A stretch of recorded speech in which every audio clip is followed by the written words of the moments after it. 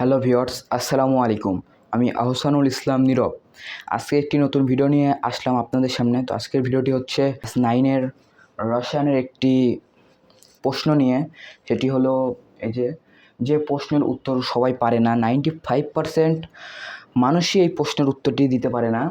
তোমাকে কোশ্চেন করা হলো যে ধরো লোহার গুঁড়ো, পানি, বালি, লবণ, বালি দেওয়া হবে এবং সাথে তোমাকে একটি চুম্বক দেওয়া হবে।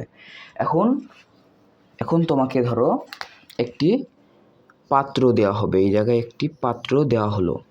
ধরো যাতে তোমাকে একটি পাত্র দেওয়া হলো। এই জায়গাতে লোহার গুঁড়ো, পানি, লবণ, বালি সবগুলো এই জায়গাতে ধরো মিক্স করে দেওয়া হলো। এখন এই জায়গায় সবগুলোতে কি আছে? এই জায়গায় আছে হচ্ছে তোমার কি আছে? লোহার গুঁড়ো, তাহলে গুঁড়ো। তারপরে কি আছে? পানি। তারপরে কি আছে? লবণ। এরপরে কি আছে? বালি। হ্যাঁ, এই তো এগুলো সব ধরো এর ভিতর মিক্সড করা আছে। এখন তোমাকে একটি লোহার গুঁড়ো চুম্বক দেওয়া হলো। এখন তোমাকে এগুলো সব ধরো মিক্সড করে দেওয়া হলো একটি পাত্রে। এখন তোমাকে সবগুলো আলাদা করতে হবে। তোমাকে বললো, ধরো ক্লাসে স্যার অথবা ম্যাম তোমাকে কোশ্চেন করলো। এখন তুমি কিভাবে এই প্রশ্নের উত্তরটা দিবা? আমি প্রথমে এই উত্তরটা দিয়ে নিই, তারপরে আর তোমরা যদি পারো অবশ্যই তোমরা কমেন্টে উত্তরটা বলে যাবা। তো প্রথমে এই চুম্বকটাকে তোমরা এখানে আনবা। এনে এই লোহার গুঁড়োটাকে প্রথমে আমরা আলাদা করে নেব। যেহেতু চুম্বকের সাহায্যে এটাকে আকর্ষণ করলে তো লোহার গুঁড়োটা আলাদা হয়ে যায়। তাহলে লোহার গুঁড়োটাকে আমরা আলাদা করে ফেললাম। তাহলে গুঁড়োটাকে আলাদা করে ফেললাম। তাহলে এখান থেকে লোহার গুঁড়োটা আলাদা করে ফেললাম, হয়ে গেল আলাদা।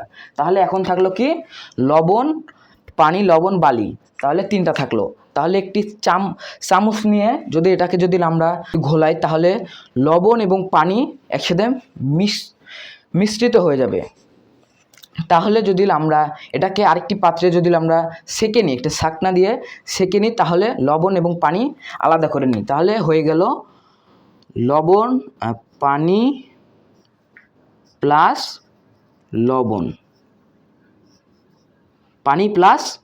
লবণ, আমরা আলাদা হয়ে গেল। তাহলে পানি প্লাস লবণ আমরা আলাদা করে ফেললাম। তাহলে পাত্রে পেয়ে গেলাম বালি। তাহলে বালিটাকে আমরা আলাদা করে ফেললাম। লোহার গুঁড়োটাকেও আমরা আলাদা করে ফেললাম। তাহলে আমরা দুইটাকে আলাদা করে ফেললাম। তাহলে এখন কি থাকলো? পানি এবং লবণ। তাহলে এই দুটোকে এখন আমরা আলাদা করে ফেলবো। তাহলে কিভাবে করব? তাহলে এখন আমরা এর নিচে আমরা এখন একটি পাত্রে পানি এবং লবণ, এই দুইটা একটি পাত্রে এখন আমরা নিব। ধরো একটি পাত্রে এখন আছে। এখন এর নিচে এখন আমরা 100 ডিগ্রি সেলসিয়াসে তাপ প্রয়োগ করব। 100 ডিগ্রি সেলসিয়াসে যদি আমরা এখানে তাপ প্রয়োগ করি, এর ফলে এটি বাষ্প আকারে উপরে চলে যাবে।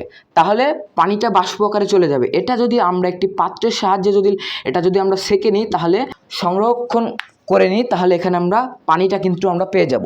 তাহলে এখান থেকে পানিটা আলাদা হয়ে গেল এবং এই পাত্রে লবণটা আলাদা হয়ে গেল। তাহলে এখান থেকে আমরা পানি এবং লবণটাকে আমরা আলাদা করে ফেলতে পারলাম। তাহলে কি হয়ে গেল? তাহলে পানি এবং লবণটাও আলাদা হয়ে গেল।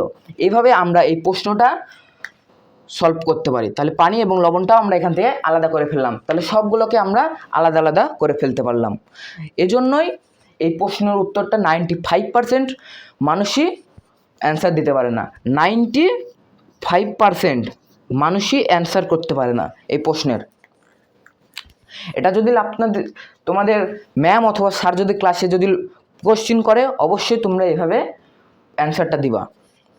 আর আমার আগে তোমরা বলতে পারো, অবশ্যই তোমরা কমেন্টে জানাবা। আর আজকের ভিডিওটি এ পর্যন্ত, তো ভিডিওটি কেমন লাগলো অবশ্যই কমেন্টে জানিয়ে যাবা। দেখা হচ্ছে নেক্সট কোনো ভিডিওতে। সে পর্যন্ত সবাই ভালো থাকবে, সুস্থ থাকবে। আল্লাহ হাফেজ, ধন্যবাদ, আসসালামু আলাইকুম।